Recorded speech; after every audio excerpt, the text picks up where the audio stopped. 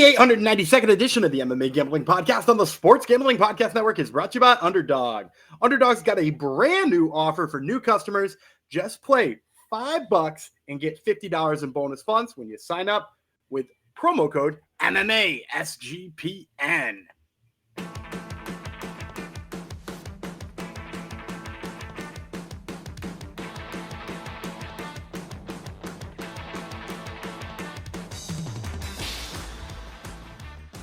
Howdy ho, Degenerinos. Welcome to episode 892 of the MMA Gambling Podcast on the Sports Gambling Podcast Network, dedicated to my boy, Lerone Murphy, who came through for me last night, took me out of the red and into the black, based off of $100 bet on every fight. So it's not just me making bad picks.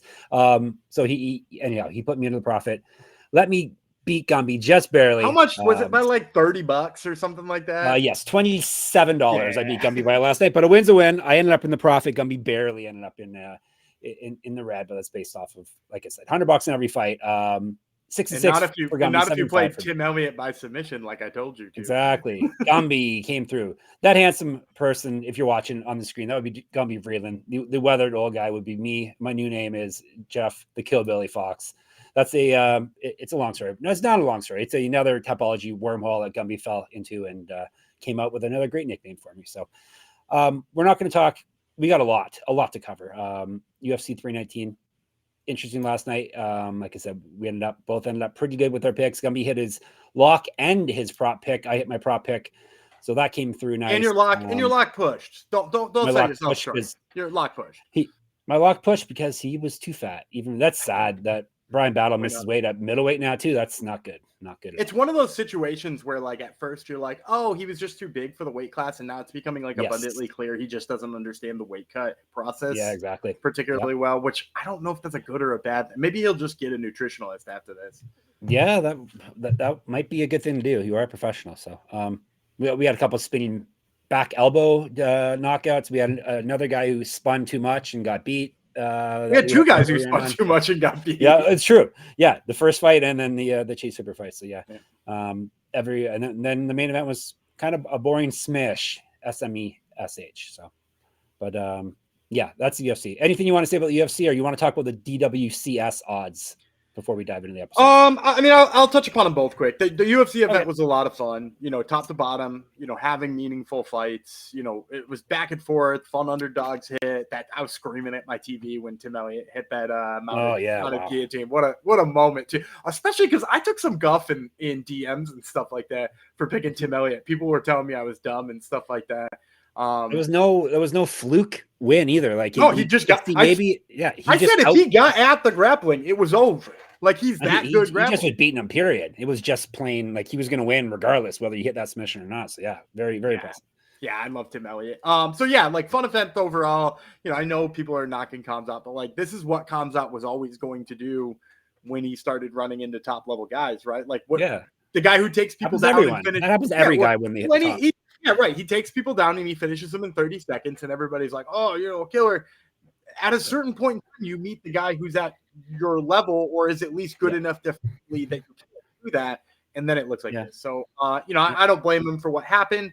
I actually kind of hoping Anthony Hernandez gets a shot at him because I think he's got maybe the best style to deal with that crap. So, that's where we stand with that. With the Dana White Contender Series odds, pretty much came in where I thought it would. The favorites are a little bigger than even that I thought they were. This is going to be a day where you're looking for props. You're looking to roll some of the big favorites into parlays. And actually the underdog I said that I liked, Guillermo Uriel, is bigger of an underdog than planned. Oh, good. Yeah, that one's kind of fun. And it looks like it's going to be a pretty fun night of fights, even if the odds aren't great. Good. What day did they drop this week? They dropped Saturday morning, I think. Yeah. We keep. That's not going to work for our recording schedule here. We keep trying to hold the episodes until they come out. Yeah, but we can't. We people want it, so it's fine. It's fine. It works. It works just fine. Fine. Yeah, it's fine. You can just talk to us after the fact. You know how to get hold of us. The Discord, sportsgamblingpodcast.com/Discord, or the YouTube in the comments. They're the most. The easiest places to chat with us. But yeah, we can't wait for these books to put odds up.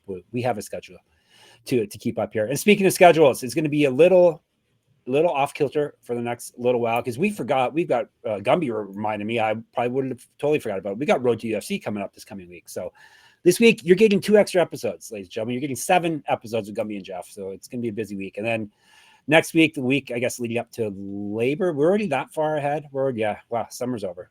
The weekend leading up to Labor Day, we're going to have 3 events, 3 episodes because there's barely. Is there any good reason? I don't know if we'll fill 3 episodes. I'm going to be honest because we're gonna do Dana White's Contender Series for 1. I saw a CFFC card on there, but like outside of that, we might have to like go Shudo or something like.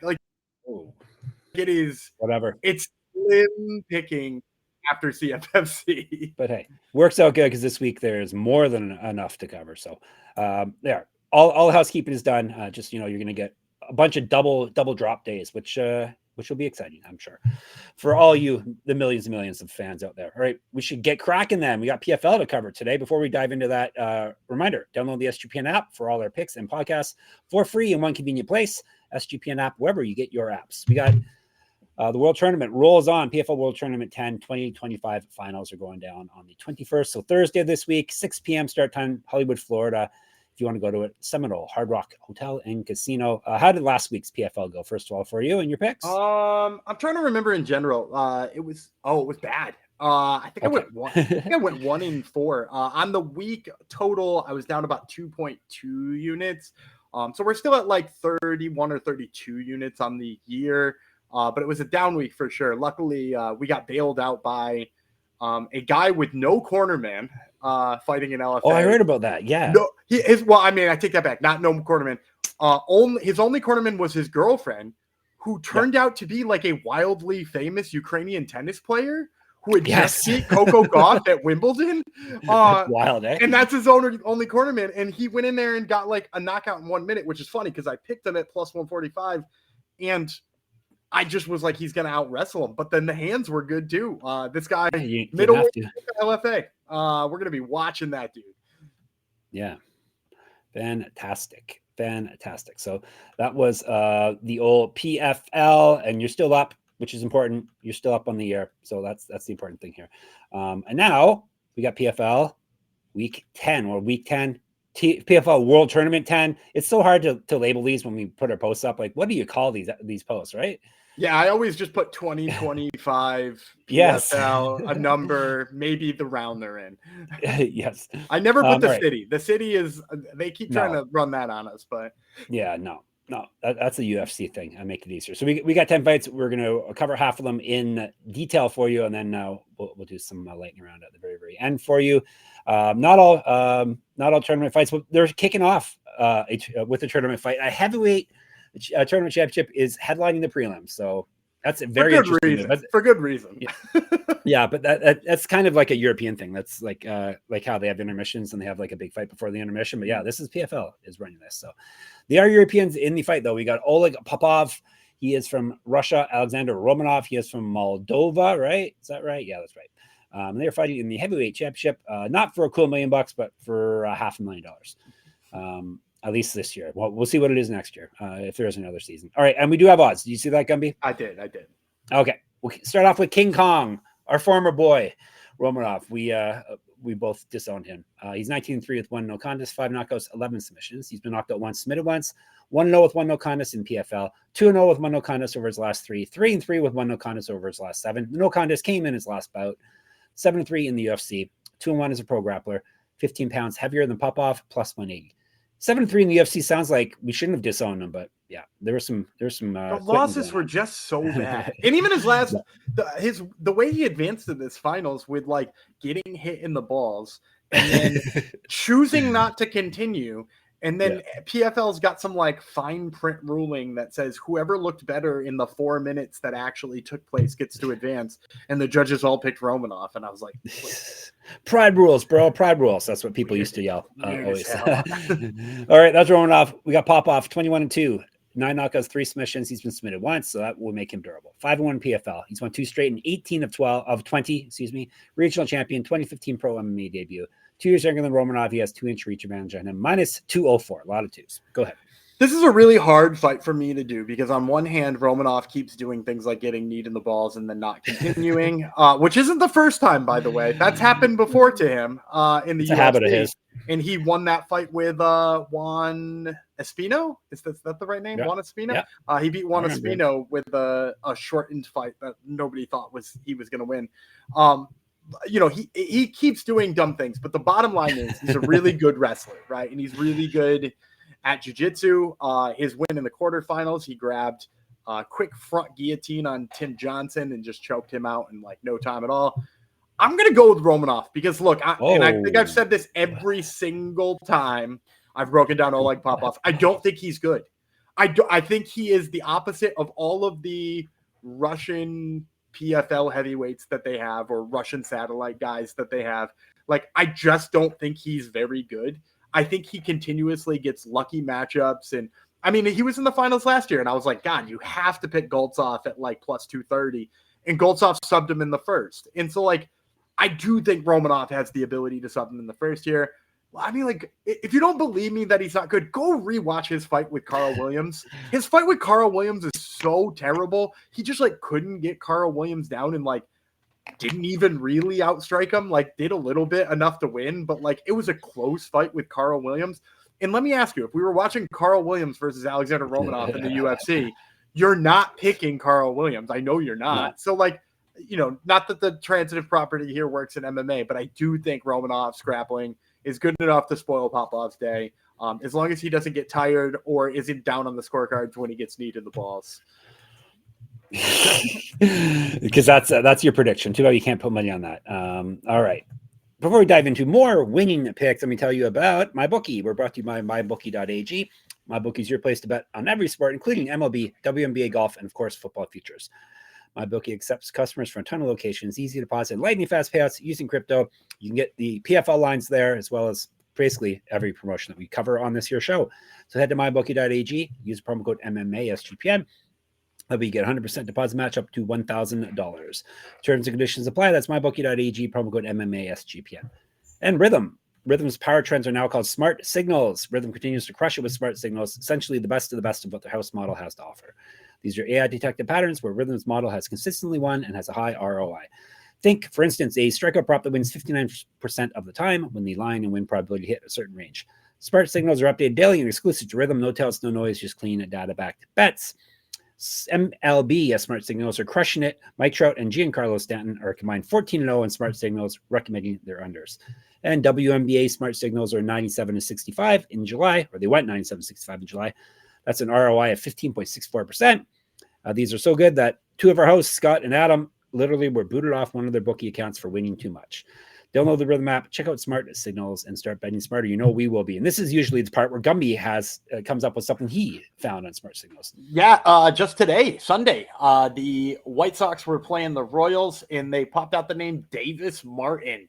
And they seem to like everything about him. His chances for strikeouts, his chances to limit runs. And he had a no-hitter going through 5 innings today. He did just barely hit the over on the strikeouts. He got his 4th in the 6th inning, and he was set at 3.5. But he had a no-hitter going through 5. And Rhythm, hooked you up with a White Sox pitcher. So that's all you really need to know. Yeah, exactly. Check it out for yourself. You can get a 7-day free trial now by going to sportsgamblingpodcast.com/rhythm. That's RITHMM. Rhythm. All right, now we got a couple of non-tournament fights to kick off the main card, and then we got 2 more tournament fights to conclude. It's a tournament fight sandwich. We got Bryce Meredith versus Lazaro Dayron, U.S. versus Cuba. 135, that will be bantamweight. And we will tell you about Dayron first. He's the Hunter, 8-0-1, 2 knockouts, 2 submissions, a draw in PFL. That was his very last bout. Before that, he had run off 8 straight wins to start his career. Used to fight at 145 plus 160. Misfit Meredith, 7-0, 2 knockouts, 3 submissions. He's 1-0 in PFL. Submission win in his last bout. 3-0 in Bellator. Rip. A 3-time All-American in wrestling in college. 3 years younger than Dayron. 4 inches taller, 2 inches of reach, minus 190. I'm going to go Lazaro Dayron. And I'm kind of surprised. I am personally surprised just because I was one of those guys who, when Bryce Meredith made the switch over to MMA, I was like, this guy, we got to watch, right? Because he was nasty. It was at Wyoming, right? Was where he wrestled. Yep. Yeah.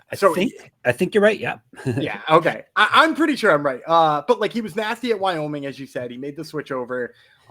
Trains with Sean O'Malley and like that group of guys there. And Arizona. so like I was like, I mean, that's a perfect switch, right? Is to go from, being an all-American wrestler and training with dudes who've got good hands. But then I watched Lazaro Dayron's last couple of fights, and like this dude is exciting as hell. You mentioned a draw in his last fight. That draw was to Danny Sabatello.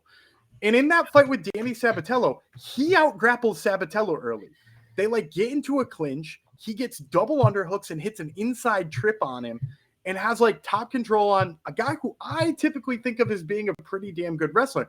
Then later on in the fight, he drops him with an overhand right. Now it comes back and winds up a draw. I think he won 2 out of 3 rounds, but they took a point in the third for him grabbing the fence.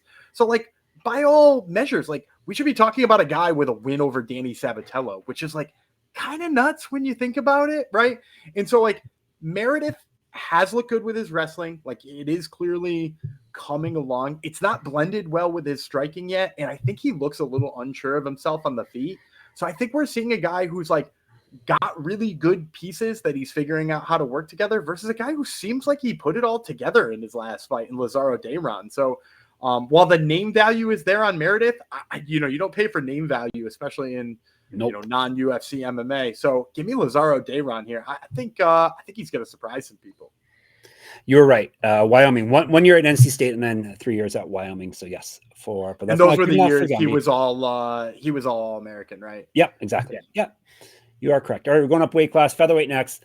Alexei, you're gonna like a story out of this. This fight. Yeah. Good. Alexei Pergande, Ethan Goss. They are fighting at featherweight, 3 5-minute rounds. They're both American. Goss, Wolverine, 12-5, 2 knockouts, 5 submissions. Let's try that again, ladies and gentlemen. 12-7 with 2 knockouts and 5 submissions. He's been knocked out once, submitted 3 times. This is his PFL debut. He's won 7 of 8 fights. He did get submitted in his last bout. Multiple region championships on his mantle. Correct. Get our merch, sportsgamblingpockets.com/store. 0-1 in Bellator. Rep. He's fought at 135 and 155. 2015 pro MMA debut. 0-1 as pro grappler. Plus 500. Pergande. Is it Pergande? Pergande. 6-0 with 2 submissions. All those fights have taken place in PFL. He's fought at 155. He's 9 years younger than Goss. 2 inches taller. Minus 625. You better have a good story for these big odds. So first of all, Pergande, this is the first time in his professional career, if I'm not mistaken, he has not been at 4 figures, which is pretty wild. And a lot of those fights are happening in PFL. Granted, not the toughest matchups, but he's exciting as hell, and he's a prospect they really love. Ethan Goss is the guy I want to tell you a story about. Ethan Goss has 2 pets. Their names are Chloe and Ivy. Do you want to guess what animal Ethan Goss? You'd be like, oh, they're cats, maybe dogs, but no, it's going to be something crazy. Like they're tarantulas or something. What if I told you it was a weirder pet than tarantulas? They're possums. Close. He has 2 raccoons. That'll be Bryce Mitchell. He has 2 raccoons. Raccoons. No, that's amazing. Yeah. Chloe and Ivy, his potato chip eating raccoons, learned all about them through some really good media work done by 24/7, which is a promotion out of the Pittsburgh area. Hunter Homestick is their matchmaker and was like promoting the hell out of Goss because he's like, that's a fun story. And he's got a t-shirt with a raccoon eating potato chips on it that you can buy, like all real fun. That being said, he's getting waxed here. I love Ethan Goss, like fun story, cool raccoons, all that kind of stuff. But like the bottom line is he's really slow on the feet. I like the way he's been able to get his wrestling going in the past, but like, look, Pergande, his kicks are explosive and so fast. They come with no wind up. He's a guy who I think would be a threat in a featherweight tournament for PFL. And then like on top of that too, to like show off that he's not just like a damaging kickboxer, he's used his own wrestling and it's looked really good. And I think he's probably even more explosive than Goss there. So give me Pergande. I think he probably works the body pretty hard with the leg kicks or the rear leg kick. And I think he just does enough damage that Goss can't keep up. I think Gumby's just said "cool raccoons" for the first time ever on our podcast. That would be a good. That's good shocking because I'm a guy from the sticks. I probably said "cool raccoons" before. That's something the kids should start saying. "Cool raccoons," for when things are. Maybe we can get that started. Maybe a couple old dads here can make that cool with the kiddies. All right, let's kick off one of the tournament fights, and then we'll get you some more sponsor reads, and then we'll get you some more tournament winning plays here. We are starting with 205. This is a tournament championship. Antonio Carlos Jr. from Brazil, Sullivan Cauley from the United States. 5-minute rounds, as is the heavyweight fight that we talked about earlier. We'll tell you about Sully Cauley first. 8-1, 6 knockouts, 1 submission. He's been submitted once. 2-0. He owes his rounds. 2-0 in PFL. He's won 3 straight. He's not lost since March 2023. 6-1 in Bellator RIP. 6 years younger than Carlos Jr., an inch taller, plus 120. Cara de Zapato, Shoeface. Carlos Jr. is 18-6 with 2 no contests. He's submitted 12 people, 12 submissions. He's been knocked out only once. It's the only time he's been stopped. That makes him durable. 8-1 with 1 no contest in PFL, and the 2021 champion. Back when it was a cool $1 million. So he's won 2 straight and 7 of 8. He went 7-5 with 1 no contest in the UFC. 3-0 in the Ultimate Fighter and the champion. That was at heavyweight. He's also fought at middleweight. 2013 was his pro MMA debut. 5-3 as a pro grappler and a champion there. 5 inches of reach advantage over Cauley, minus 141. Yeah, I'm gonna go with Shoeface. I contemplated Cauley. His fight with Phil Davis, it was really good. He got his hands going in that. He hung enough in the wrestling, obviously, to get the decision. He hurt Phil Davis one time, which is pretty damn impressive. But I think just like what I've seen from Antonio Carlos Jr. since coming back from, what was it, Brazilian Big Brother he was on? Yes. He's looked really good. Like I kept being like, oh, he's a viral, reality TV celebrity now. Like he's not going to be training. He looks even better. Like he's coming off that fight with Simeon Powell. Powell is a tough dude to get on the inside of, right? Because he's so long and lanky. He's so weird. And Carlos Jr. got his 1-2 going. His hands really have developed quite a bit. And now he's going to go from being at a pretty severe reach disadvantage and fighting Powell to having a pretty good one on his side against Cauley. So I think that's a big piece of getting his hands going. I think his hands looked faster than Cauley's. Granted, still maybe not the technique he needs for everything, but the way he was cutting off the cage really made Powell work, which is shocking because Powell's the kickboxer. Powell's the guy with the footwork. And so I think between those two things, and then when you add in the grappling aspect, right? Sullivan Cauley, he's a good wrestler, but then go back and watch his lone loss. His lone loss to Luke Traynor, or he's got 2 losses. His own lone recent loss to Luke Traynor, they're up against the cage. Traynor just finds a way to take his back and chokes him, and not a ton of defense there. I don't think he's used to being the nail in grappling situations. I think he's used to being the hammer, and I think when he's the nail, he freaks out a little bit. And fighting Antonio Carlos Jr., got some terrible news for you. Not a lot of people are the hammer in that situation. A lot of people wind up in the bad situation. So I think Carlos Jr., between having some quicker hands, clearly working on his footwork, and, the always present grappling, I'm going to go with him. All right. That is the pick. Before we get to a few more picks, we're not done yet. Let me tell you about Circa Million and Circa Survivor, the world's greatest sportsbook, which would, of course, be Circa Las Vegas. They're hosting the world's biggest pro football contest. That would be Circa Million, Circa Survivor, and Circa Grandissimo, with over $21 million. That's $21 million in guaranteed prizes. You can't call yourself a true degen if you're not competing in the Circa football contest. Come and hang out with SGPN at the Circa contest weekend, August 21st to 23rd, for an amazing weekend, including live shows and open bars. Plus, you get 15% off a stay at the Circa with promo code SGP15. The contests are open to everyone. Sign up in Nevada and play from anywhere with the help of SGPN's official proxy. Go to footballcontest.com and use promo code SGP to get $50 off your proxy fees. And Underdog Best Ball Mania is happening all summer long, giving away $15 million in prizes, including $2 million to first place. No waiver wire, no arguments about trades. Best Ball is the best way to play fantasy football. Underdog is also a great place to play Pick'em, where you can win up to 500 times your entry. Gumby's going to give you a winning play right now. Of course I am. I'm going to give you Michael Harris the second, and I'm going to give you the higher than on his hits, runs, and RBIs. He's done nothing but hit that for 10 straight games. 1.5 is what it's listed at. He's getting a right-handed pitcher on the mound in Chicago with over a 5 ERA. I mean, like, he'll probably do it the first time he swings the bat. So, yeah, give me the higher than Michael Harris the second's hits, runs, and RBIs. You're still in on Michael Harris II, are you? He did it again today. Now, granted, his hit on Sunday was a pop-up on the infield that they lost in the sun, and he came around to score. But, hey, we cash when we cash. Hey, Mother Nature was on your side. That's good. That helps. Underdog, what else can I tell you? Oh, here's something else. Underdog's got a brand new offer for new customers.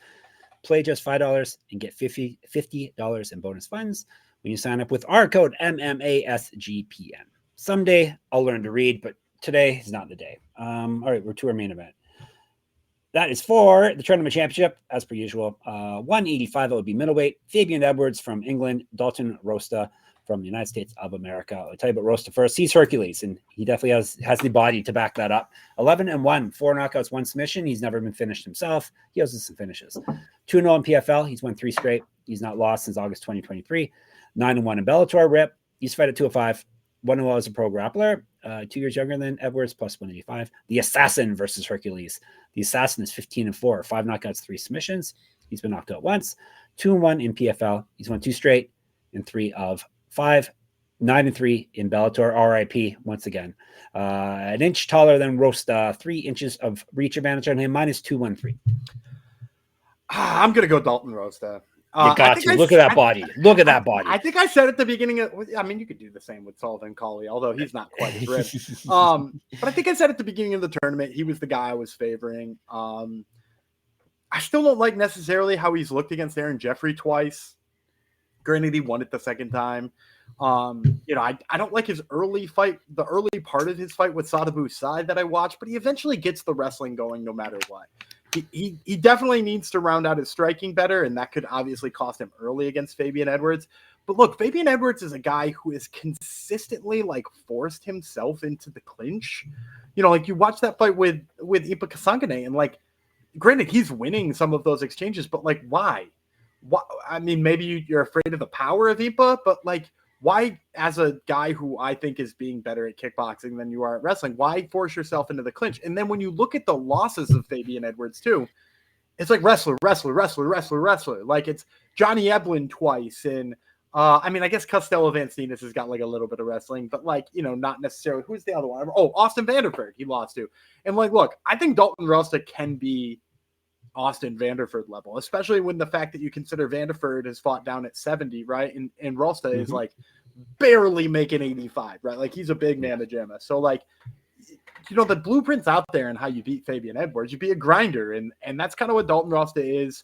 I worry a little bit about the hands early. That's definitely why he's an underdog here, but I do think he gets inside enough to get him going and win this fight. All right. There you go. We end with the dog. We start with the dog, but we're not totally done. We're going to press Gumby for some lightning round plays. Let's recap. Rosta, Carlos Jr.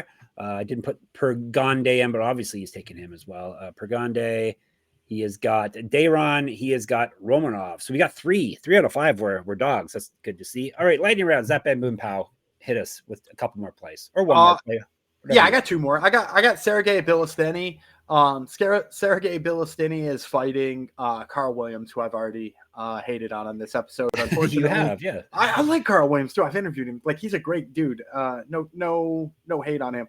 I just don't think Carl Williams' wrestling game can play up against Bilisteny. We've seen him beat Terrell Fortune and other guys like that. So I think. Oh, he beat Ivanov too, Blagoy Ivanov.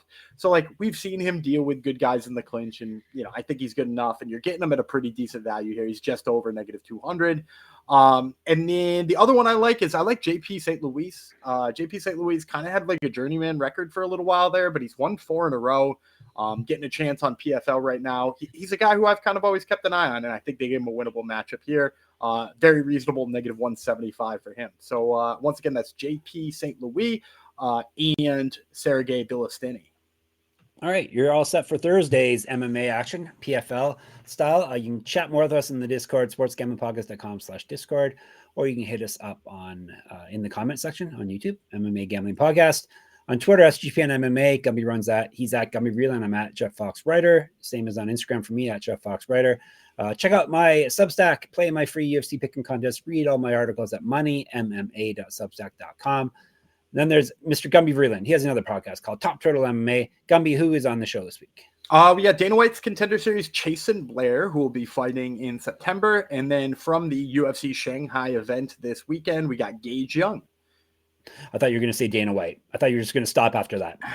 Dana White, now you're an Apex guy. You never know. But no, I don't think Dana, when he wants to go on shows with softball questions, would you throw softballs at him? I mean, I'd like to get the interview. I don't think Exactly. you do it otherwise. Yeah. No. Anyhow, so that is Top Turtle. Even without Dana White, it's a fantastic show. Probably because there's no Dana White. So check out Top Turtle. And of course, we're at sportsgamblingpodcast.com, sportsgamblingpodcast.com/store, sportsgamblingpodcast.com/Patreon. All right, next up, I guess tomorrow, who knows? We're going to be dropping multiple episodes. We got some LFA to cover for you next.